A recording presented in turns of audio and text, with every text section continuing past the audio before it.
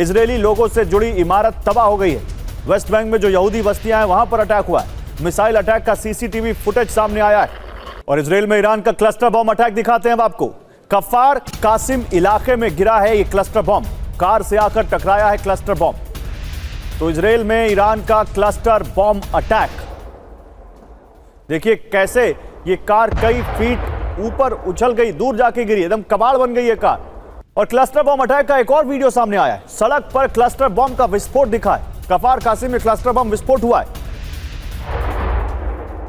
और ईरान का इजरायल पर बहुत बड़ा हमला। इजरायल के बेत शमेश शहर पर मिसाइल गिरी है। अटैक के बाद आसमान में दिखा काला धुआं। तो देखिए बेत शमेश पर एक बार फिर ईरान ने अटैक किया है। लड़ाई के शुरुआती दिनों में भी यरूशलेम के बेत शमेश में यह अटैक किया था ईरान ने, और तब भी बहुत नुकसान हुआ था। और एक बार फिर यहां पर बेत शमेश में मिसाइल गिरी है। और इसी से जुड़ी एक और बड़ी खबर, बेत शमेश में पब्लिक ट्रांसपोर्ट बस में आग लग गई। ईरान के अटैक के बाद बस में आग लगी। ये देखिए कैसे धू धू कर जलती हुई इजरायल की बस। ये ईरान के अटैक के बाद हाल हुआ है। और ईरान का अमेरिका का F-18 फाइटर जेट मार गिराने का दावा। ईरान ने अमेरिकी F-18 का वीडियो जारी किया है। वीडियो में दिखी है ईरानी इंटरसेप्टर मिसाइल। F-18 को हिट करता दिख रहा है इंटरसेप्टर। देखिए ये वीडियो वही है जहां पर F-18 देखिए कैसे हिट हुआ है उस मिसाइल से, और उसके बाद नीचे गिरता हुआ दिखाई दे रहा है। ये देखिए मिसाइल हिट करती है उसको। अब ईरान ये कह रहा है कि ये उसने मार गिराया अमेरिका का F-18 फाइटर जेट।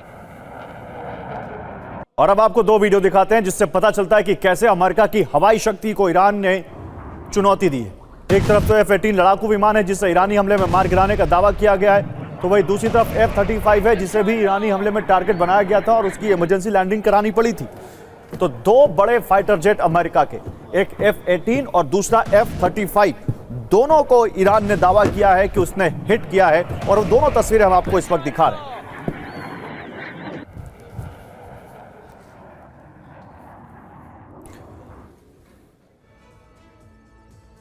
और अब आपको बताते हैं कि कैसे ईरान ने अमेरिका के वर्चस्व को भस्म कर दिया। फाइटर जेट F-18 को मार गिराने का दावा किया जा रहा है, जिसका मतलब यह निकाला जा रहा है कि ईरान की एयर डिफेंस क्षमता मजबूत हो रही है और यह सीधे तौर पर अमेरिकी एयर पावर को चुनौती देता है। इसी बीच खबरें हैं कि USS फोर्ड और USS लिंकन जैसे अमेरिकी कैरियर स्ट्राइक ग्रुप्स ने पीछे हटकर दूरी बनाई। इसका एक मतलब यह है कि अब यह क्षेत्र अमेरिका के लिए पूरी तरह सुरक्षित नहीं रहा, जबकि दूसरा एंगल यह भी हो सकता है कि अमेरिका ईरान के मिसाइल और ड्रोन खतरे से बचने के लिए रणनीतिक पुनर्स्थापन कर रहा है। वहीं दूसरी तरफ USS जॉर्ज बुश कैरियर को मिडिल ईस्ट भेजे जाने की खबर सामने आई है, जिसे बड़ी कार्रवाई या जवाबी हमले की तैयारी के रूप में देखा जा रहा है। हालांकि इसे ताकत दिखाने और दबाव बनाने की रणनीति भी माना जा सकता है। इस बीच यह दावा भी किया जा रहा है कि 26 दिनों के भीतर अमेरिका के 2 बेड़े परास्त हो चुके हैं, जिसे अमेरिकी नेवी के लिए बड़ा रणनीतिक झटका बताया जा रहा है। लेकिन इसका दूसरा पहलू यह भी है कि ईरान के सस्ते हथियार जैसे ड्रोन और मिसाइल आधारित रणनीति प्रभावी साबित हो रही है। और इस पर बात करने के लिए मेरे साथ दो खास मेहमान हैं। फॉर्मर एम्बेसडर अचल मल्होत्रा इस वक्त हमें ज्वाइन कर रहे हैं, और इसके अलावा आलोक बंसल हैं, आप डिफेंस एनालिस्ट हैं और डायरेक्टर हैं इंडिया फाउंडेशन के। आप दोनों का स्वागत है। एम्बेसडर मल्होत्रा, क्या देखिए पिछले अगर ये वॉर 27 दिन की है तो 20 दिन से लगातार ये नैरेटिव बन रहा है कि अमेरिका को नाको चने चबवा दिए ईरान ने, लेकिन अब दो फाइटर जेट हिट करना, दो आपके एयरक्राफ्ट कैरियर्स का पीछे हटना, ये तो बता रहा है कि ईरान न केवल ग्राउंड पे बल्कि साइकोलॉजिकल भी इस वॉरफेयर में अमेरिका को बहुत जकड़ चुका है। हाँ बिल्कुल, देखिए गौरव, हकीकत, जमीनी हकीकत यह है कि ईरान इस लड़ाई के लिए आज से नहीं पिछले कई सालों से तैयारी कर रहा था, और खास तौर से जून लास्ट ईयर में जो इन पे अटैक हुआ in the middle of the negotiations, मुझे लगता है कि उसके बाद ईरान और भी चौकस चबंद हो गया। और दूसरी तरफ अमेरिका ने जो ईरान की कैपेबिलिटीज को थोड़ा अंडर एस्टिमेट किया। 27 दिन का अगर आप बैलेंस देखें, अगर आप बैलेंस शीट बनाएंगे, तो जो ईरान के बारे में परसेप्शन था और एक तरफ अमेरिका और इजराइल की कंबाइंड स्ट्रेंथ को लेके जो परसेप्शन है, तो उस पर लग रहा था कि ईरान बहुत कमजोर है और लड़ाई बड़ी जल्दी खत्म हो जाएगी। लेकिन अभी पिछले इन दिनों में तो इन्होंने साबित कर दिया कि हम हर मोर्चे पे अमेरिका से लड़ेंगे, चाहे वो ज़मीनी लड़ाई हो या चाहे वो साइकोलॉजिकल वॉर हो, चाहे वो इंफॉर्मेशन वॉर हो। और बार बार ट्रम्प के ये कहने के बावजूद या ये नैरेटिव बनाने के बावजूद कि ईरान हार चुका है या ईरान बातचीत करना चाहता है या ईरान बातचीत के लिए तैयार हो रहा है, हर चीज का समय अनुसार इन्होंने पलटवार किया है, इसको डिनाई किया है। और इन्होंने कहा कि हमारी तरफ से कोई ऐसी ईरान ने कोई ऐसी इंडिकेशन नहीं दी कि बावजूद इसके कि इनकी टॉप लीडरशिप एलिमिनेट हो जाने के ये सरेंडर करने के लिए तैयार है। अगर उन्होंने 15 अपनी कंडीशंस दी हैं जो ऑब्वियसली नॉन स्टार्टर था, जिसे स्टिल बॉर्न बेबी कहते हैं, तो इन्होंने भी 5 ऐसी ही कुछ लगता है कंडीशंस रख दी हैं जो विच विल लीड नोवेयर। तो कुल मिलाकर इन्होंने अपनी तरफ से कोई कसर नहीं छोड़ी पूरा जवाब देने की। और हकीकत भी ये है कि इनके लिए सर्वाइवल की लड़ाई है। ठीक बात है, या तो चुप करके सरेंडर कर दे, ठीक है सर, और ये इनकी जो थियोक्रेटिक सिस्टम ऑफ गवर्नेंस है उसे त्याग दें, और उसके बाद ये कहें कि जिसको जो करना है आगे करो यहाँ पे। बिल्कुल सही कह रहे हैं। परमाणु हथियार पर ईरान ने वीडियो संदेश जारी किया है, परमाणु बम पर खामनेई का संदेश जारी किया गया। असली हथियार जनता का विश्वास है, परमाणु नहीं, ये कहा है ईरान ने। दुनिया पर राज के लिए परमाणु बम इस्तेमाल हम नहीं करना चाहते, यह भी कहा है। और इराकी मिलिशिया ने एक बड़ा दावा किया है, अमेरिकी सैन्य बेस पर ड्रोन अटैक का दावा किया इराकी मिलिशिया ने। इराक में अमेरिकी बेस पर 23 ड्रोन अटैक किए हैं, यह इराकी मिलिशिया का दावा है। और हिजबुल्लाह के मिसाइल अटैक का वीडियो सामने आया है। इजरायल के सैन्य ठिकानों पर अटैक का दावा, ईरान के हमले पर ट्रंप का बड़ा दावा। ईरान ने 100 मिसाइलें एक साथ दागी, ईरान के टारगेट पर हमारी एक चीज थी, हमने सभी मिसाइलों को मार गिराया, यह ट्रंप ने कहा। पेट्रियट डिफेंस सिस्टम शानदार है, यह भी कहते हुए ट्रंप। तो जंग में अमेरिकी वायुसेना को भारी नुकसान हुआ है, इसके आंकड़े भी आपके सामने रखते हैं। रिपोर्ट्स के मुताबिक एक F-35 फाइटर जेट के हमले में क्षतिग्रस्त हुआ है, जिसे अमेरिकी एयर पावर के लिए बड़ा संकेत माना जा रहा है। तो ईरान के वार्ताकार अलग हैं, बेहद अजीब हैं, गिड़गिड़ा रहे हैं, ये कहते हुए ट्रंप। वैसे जंग में अमेरिकी वायुसेना को भारी नुकसान हुआ, जो मैं भी आपको बता रहा था। जरा इसके आंकड़े देखिए।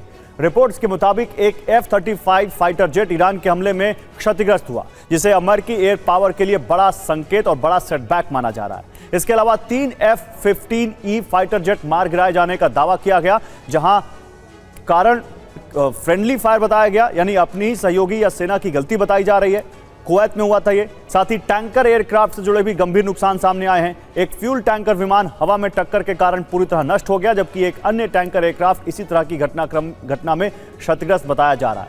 इसके अलावा UH-60 ब्लैक हॉक हेलीकॉप्टर को ड्रोन हमले में नुकसान पहुंचने का दावा किया गया, जो इस बात का संकेत है कि छोटे और सस्ते ड्रोन भी बड़े सैन्य सिस्टम को प्रभावित कर सकते हैं। हालांकि यह ध्यान रखना जरूरी है कि ये सभी आंकड़े दावों और रिपोर्ट्स पर आधारित है, जिनकी स्वतंत्र पुष्टि हर मामले में नहीं हुई है। और खासकर ऐसे माहौल में तो और नहीं हो पाती, क्योंकि कोई भी संस्था यहां पूरी तरह से आंकड़े दे नहीं पा रही है। लेकिन फिर भी यह घटनाएं जरूर दिखाती हैं कि संघर्ष अब तकनीक, रणनीति और लगातार बदलते युद्ध के तरीके का रूप ले चुका है। और इसी बीच अमेरिका में तेहरान में अमेरिकी हमलों का विरोध शुरू हो गया। मुस्तफा खामनेई के समर्थन में बड़ी रैली निकाली गई। दमावंद पावर प्लांट के बाहर प्रदर्शन किया गया है और डेथ टू इजराइल के नारे लगाए गए, इजराइल मुर्दाबाद के नारे लगाए गए हैं। ईरान में यह रैली निकाली गई है, तेहरान में।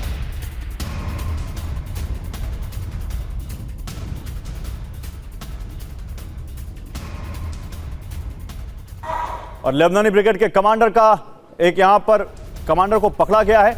माउंट डोव से एगोज यूनिट का ऑपरेशन, रात भर चले छापे में सेल कमांडर को पकड़ा गया है। लेबनानी ब्रिगेड का एक कमांडर पकड़ा गया। देखिए वीडियो भी हम लेकर आए आपके लिए, जहां पर रात भर यह ऑपरेशन चला, जिसके बाद सेल कमांडर को पकड़ा गया, ये छापा मारा गया। और अमेरिका के पास पेट्रियट मिसाइल की भारी कमी, जंग के पहले 5 दिन में ही 800 यूनिट इस्तेमाल हो गई हैं। अमेरिका में सालाना उत्पादन ही 750 यूनिट है। यूरोपीय रक्षा और अंतरिक्ष आयुक्त का यह दावा है। यानी क्या अमेरिका के पास अब मिसाइल डिफेंस सिस्टम की जो मिसाइल्स हैं उनकी कमी हो गई है।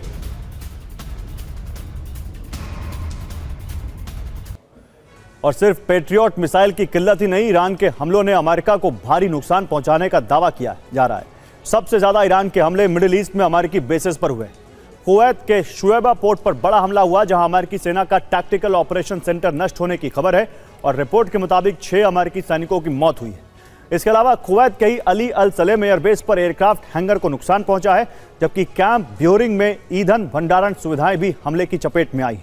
कतर में मौजूद अल उदैद एयरबेस पर भी बड़ा झटका लगा है, जहां अर्ली वार्निंग रडार सिस्टम के नष्ट होने का दावा किया जा रहा है, जिससे हवाई हमलों के समय पर पहचान प्रभावित हो सकती है। वहीं बहरीन में अमेरिकी नौसेना के 5वें बेड़े को निशाना बनाया गया, जो क्षेत्र में अमेरिका की समुद्री ताकत का बड़ा केंद्र माना जाता है। सऊदी अरब के प्रिंस सुल्तान एयरबेस पर भी हमला हुआ, जहां कम्युनिकेशन सिस्टम को नुकसान पहुंचा है, जिससे सैन्य समन्वय पर असर पड़ सकता है। कुल मिलाकर इन हमलों से यह संकेत मिल रहा है कि ईरान अब सीधे अमेरिकी सैन्य ढांचे को निशाना बना रहा है और क्षेत्र में तनाव तेजी से बढ़ता जा रहा है। और इसी पर अब आलोक बंसल जी से बात करते हैं। आलोक बंसल जी, क्या वो धारणा लगातार टूट रही है कि अमेरिका मिडिल ईस्ट के बाकी देशों की रक्षा कर सकता है? क्या ये धारणा ये हो रही है कि अमेरिका खुद को नहीं बचा पा रहा तो हमें क्या बचाएगा? देखिए, अमेरिका खुद को तो बचा सकता है और बचाएगा, पर हाँ, ये बात जरूर है कि पिछले कुछ समय से खाड़ी के देशों को ये लगने लगा है कि अमेरिका के बलबूते पर अपनी सुरक्षा का पूरा भार डालना उचित नहीं है। और ये पिछली बार जब मई में हमले हुए थे तब भी इन्होंने देखा था, और उसके बाद भी आपने देखा कि सऊदी अरब, पाकिस्तान और अन्य राष्ट्रों की ओर झुकने लगा। और अब जो हमले हुए हैं उससे काफी हद तक खाड़ी देशों की अर्थव्यवस्था प्रभावित हुई है। इनके यहाँ जो अमेरिकी रक्षा बेड़े हैं, जो अमेरिकी अड्डे हैं, उन पर बहुत बुरी तरह हमले हुए हैं। और इसमें कोई शक की बात नहीं कि अमेरिका और अमेरिकी सैनिकों को ईरान की धमकी, वीडियो जारी कर अमेरिकी सैनिकों को धमकी दी गई है। जमीनी युद्ध में हमें महारत हासिल है, ये कहा ईरान ने। फिलिस्तीन और लेबनान जंग में हमारी ट्रेनिंग हुई है, इराकी और यमनी लड़ाकों से सामना होगा, यह भी कहा है ईरान ने। तो ईरान उन तमाम खबरों पर रिस्पॉन्ड करते हुए जिसमें कहा जा रहा है कि अमेरिका के कुछ स्पेशल कमांडोज लगातार मिडिल ईस्ट की ओर बढ़ रहे हैं। और क्या ये कोई ग्राउंड ऑपरेशन होगा खर्ग में, खर्ग द्वीप पर कब्जे के लिए किया जा रहा है? क्या इसीलिए ये सीज फायर का समझौते का एक यहाँ पर बहाना बनाया गया ट्रंप की तरफ से? ये ईरान की तरफ से देखिए उसका रिस्पांस किया गया है। बंदर अब्बास पर इजराइल की एयर स्ट्राइक की गई है। स्ट्राइक में रिहायशी इमारत जमींदोज हो गई।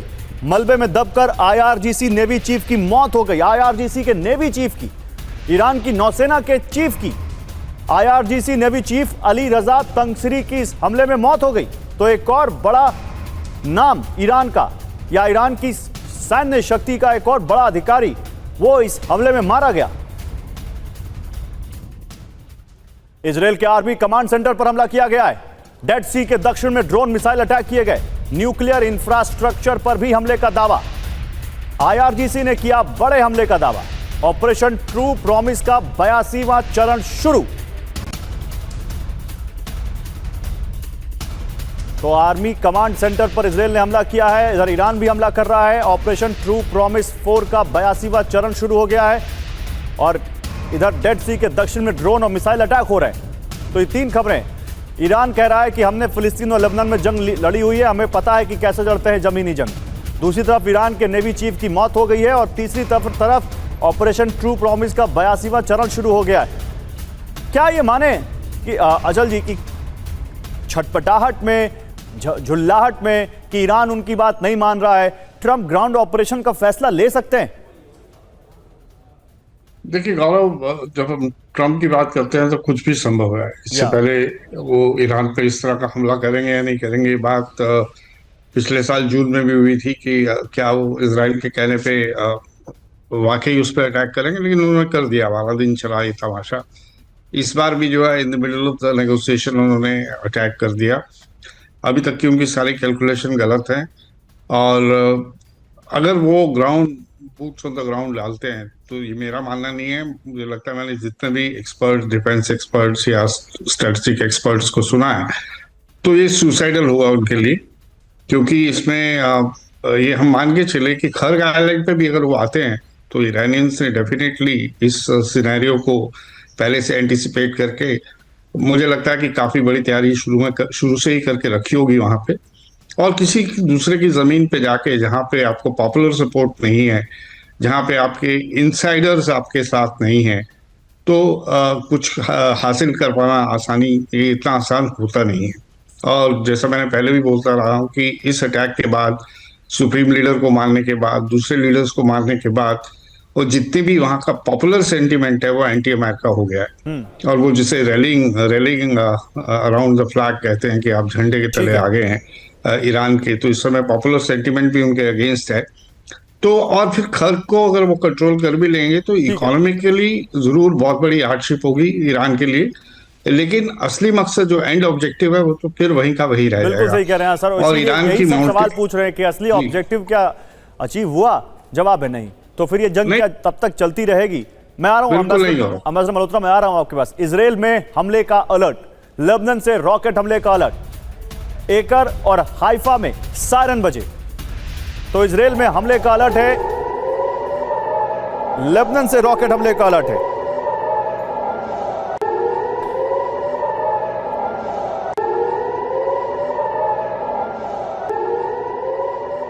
और रूस की अमेरिका को बड़ी चेतावनी, यूक्रेन की मदद ना करे अमेरिका, यह कहा है रूस ने। देखिए अब अमेरिका पर रूस भी प्रेशर बना रहा है, वो वॉर भी चल रही है, रुकी नहीं है। और इस बीच रूस ने अमेरिका को चेतावनी देते हुए कहा है कि यूक्रेन की मदद ना करे अमेरिका। यूक्रेन की मदद की तो हम ईरान के साथ होंगे, यह कहा है रूस ने। हम ईरान को इंटेलिजेंस देंगे। तो रूस यहां पर बैलेंस करते हुए कि आप यूक्रेन की मदद करेंगे तो हम ईरान की मदद करेंगे, हम उनको इंटेलिजेंस देंगे, हम उनको और दूसरी सुविधाएं मुहैया कराएंगे। तो ईरान के सटीक हमले, खुफिया ताकत डिकोड। देखिए पर्दाफाश जो नंबर 1 है वो ये है कि यहां पर पुतिन रूस से ईरान को घातक हथियार दे रहे हैं और ईरान के हमलों की ताकत इससे बड़ी है। ईरान को टारगेट की सटीक जानकारी मिली है, ईरान के हमलों की सटीकता बढ़ी है।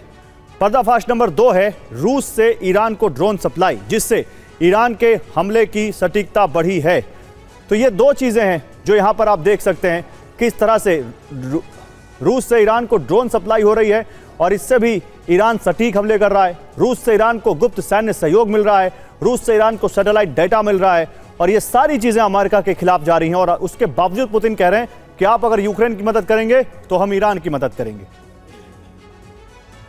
अब जखीरे में कई आधुनिक हथियार हैं ईरान के मुताबिक, दुश्मन को उसकी ताकत का सही अंदाजा नहीं है। कई अनदेखे हथियारों का स्टॉक है जिससे कई हमले रोकने में अमेरिका और इजराइल नाकाम है। ऐसे हथियार जो कल्पना से परे हैं। दुश्मन पर सटीक प्रहार में बड़ी मदद देता हुआ रूस जंग में कई नए वेपन इस्तेमाल किए हैं यहां पर ईरान ने। आलोक जी, क्या आपको लगता है कि पुतिन जो कह रहे हैं वो अमेरिका मानेगा? और क्या अभी रूस या चीन जैसे देश ईरान की मदद नहीं कर रहे होंगे? लेकिन खुलेआम जिस तरीके की रक्षा सामग्री प्रदान करने की धमकी दे रहे हैं पुतिन, वो संभव है। हाँ। लेकिन इस वक्त रूस खुद यूक्रेन में बुरी तरह फंसा हुआ है और उसके पास उतनी स्पेयर कैपेसिटी नहीं है ईरान की मदद करने की जितनी किसी अन्य समय पर रूस के पास हो सकती है। पर यह दबाव बनाने का एक अच्छा तरीका है और ऐसे वक्त पर जब अमेरिका ईरान में पूरी तरह फंसा हुआ है, रूस चाहेगा कि वो जल्द से जल्द अपने ऑब्जेक्टिव्स को यूक्रेन में हासिल कर ले। और इसलिए अगर आप देखें पिछले कुछ समय से रूस का जो दबाव यूक्रेन पे है वो बढ़ता चला जा रहा है और उसकी जो सैन्य गतिविधि है वो यूक्रेन के अंदर दिन प्रतिदिन बढ़ती चली जा रही है। वो जितनी कोशिश कर रहा है, जितना ज्यादा से ज्यादा अपने ऑब्जेक्टिव्स को कैप्चर कर सके, वो कोशिश जारी है। वेस्ट बैंक में अभी बड़ा ईरानी अटैक हुआ है। अटैक के बाद कई इमारतों को नुकसान पहुंचा है। जान बचाने के लिए भागते दिखे लोग। और अब आपको वेस्ट बैंक में इजरायली सेटलर्स पर हुए अटैक की 4 तस्वीरें दिखाते हैं। आप देखेंगे कि हमले के बाद चारों तरफ तबाही मच गई। लोग जान बचाने के लिए बंकरों की तरफ भागते नजर आए। आसमान में काला धुआं दिखाई देने लगा। ईरान के इस अटैक में कई लोगों के घायल होने की भी खबर सामने आई है। और लेबनान में हिजबुल्लाह कमांड सेंटर पर हमला किया गया है। हिजबुल्लाह का कमांड सेंटर पूरी तरह तबाह हो गया। गोलानी ब्रिगेड ने 200 इमारतें ध्वस्त की। हिजबुल्लाह को आईडीएफ अटैक में भारी नुकसान पहुंचा है।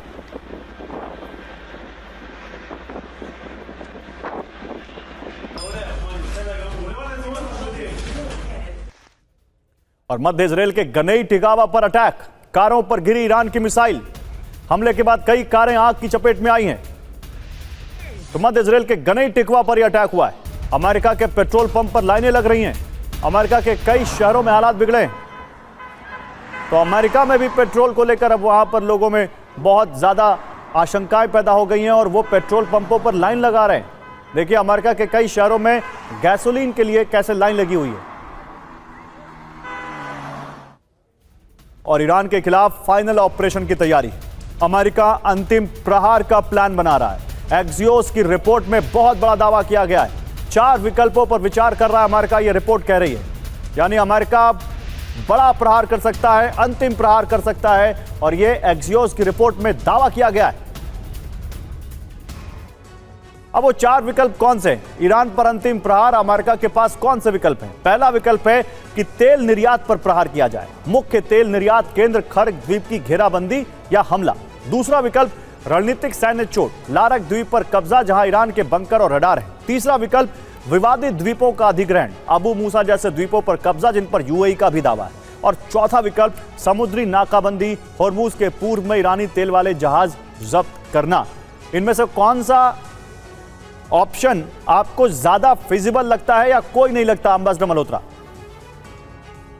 मुझे तो ये ऑप्शन सारे ही बहुत मुश्किल लग रहे हैं। मान लीजिए मोमेंट्री हो भी जाता है, अगर वो आ भी जाते हैं वहाँ बूट्स ऑन ग्राउंड लेके, सस्टेन करना बहुत मुश्किल होगा, क्योंकि ये आप ईरान की डोमेन में जाके जो लड़ाई छेड़ रहे हैं, और जो आपका पास रिकॉर्ड है आप उसे देख लीजिए, अमेरिका का पूरा रिकॉर्ड निकाल के देख ले। ये इस तरह की जंग में जब जब भी फंसे हैं, वियतनाम हो, इराक हो, अफगानिस्तान हो, सालों साल उसमें उलझे रहे हैं।